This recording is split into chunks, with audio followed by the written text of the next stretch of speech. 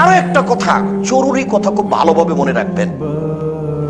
বুরাইদা রাদিয়াল্লাহু তাআলা আনহু বলেন, সামিয়া রাসূলুল্লাহ সাল্লাল্লাহু আলাইহি ওয়াসাল্লাম রাজুলান, আল্লাহর নবী একটা লোককে দোয়া করতে শুনলেন। লোকটা বলছে, আল্লাহুম্মা ইন্নী আসআলুকা বিআন্নাকা আনতাল্লাহ, আমি তোমার কাছে একটা জিনিস চাচ্ছি, এই জন্য চাচ্ছি যে তুমি আল্লাহ, বিআন্নাকা আনতাল্লাহ, লা ইলাহা ইল্লা আনতাল আহাদুস সামাদুল্লাযী লাম ইয়ালিদ ওয়া লাম ইউলাদ ওয়া লাম ইয়াকুল লাহু কুফুওয়ান আহাদ।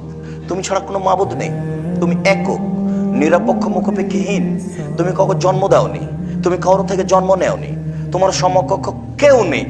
এই দোয়াটা লোকটা বলল, আল্লাহ রাসূল তার দোয়াটা শুনে নিয়েছেন, এইভাবে দোয়া বললো। দোয়াটা বলছে, আল্লাহুম্মা ইন্নী আসআলুকা বিআন্নাকা আনতাল্লাহ, তোমাকে বলছি কেন জানো, তুমি আল্লাহ, এই জন্য।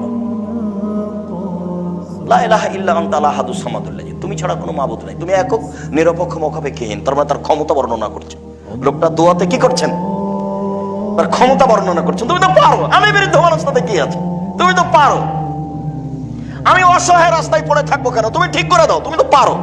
পারো না এমন কাজ তোমার কাছে নেই, তুমি একক, নিরপেক্ষ, মুখাপেক্ষীহীন, তুমি কারোর কাছে জন্ম নাওনি, তুমি কাউকে জন্ম দাওনি, তোমার সমকক্ষ কেউ নেই, তুমি একক, ক্ষমতার মালিক। এই পর্যন্ত দোয়া করতেই রাসূল সাল্লাল্লাহু আলাইহি ওয়াসাল্লাম বলছেন যে তাবে ইসমিল আদম, ওহ, লোকটি ইসমে আজম দিয়ে দোয়া করেছে, লোকটি ইসমে আজম দিয়ে দোয়া করেছে, লোকটি ইসমে আজম দিয়ে দোয়া করেছে। আল্লাযী ইজা দুআ বিহি উস্তুজিবা, এইটা দিয়ে দোয়া করলে কবুল করা হয়। ওয়া শাইলা বিহি উতিয়া ওয়া শাইলা বিহি আতা, এইটা দিয়ে চাইলে দিয়ে দেওয়া হয়, এটা দিয়ে বললে মেনে নেওয়া হয়, এইটা দিয়ে চাইলে দিয়ে দেওয়া হয়, এইটা দিয়ে বললে মেনে নেওয়া হয়, এইটা দিয়ে চাইলে দিয়ে দেওয়া হয়। এটা নাম হলো ইসমে আজম।